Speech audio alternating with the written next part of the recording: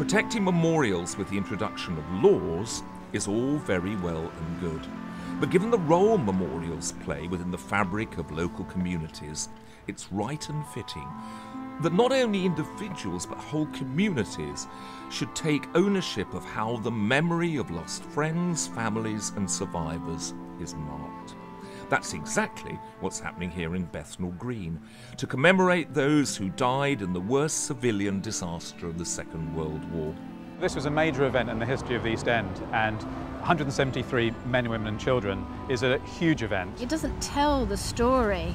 A plaque could never do that, and of course it was lost last year for 3 months when they redeveloped the station.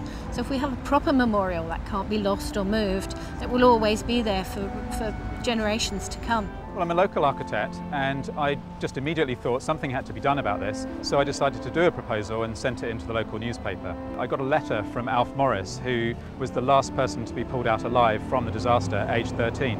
Good heavens. And so he invited me to his house. He opened the door and he said, "Harry, I've waited 50 years for someone like you to come along."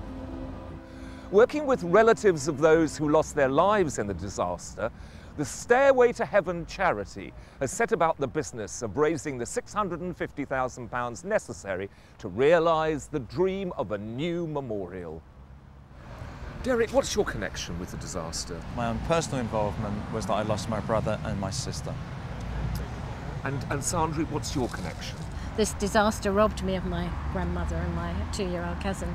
And my mother was a survivor, and she could hear the screams and the cries every night when she lay down. Everybody knew somebody that was involved, so it really will be very important to the people of the East End, as well as it's London's forgotten disaster. Communities, it would seem, are often the best custodians to ensure the continued protection and maintenance of our memorials. But a collective effort with support from local authorities and government must be made if these important historical touchstones are to survive.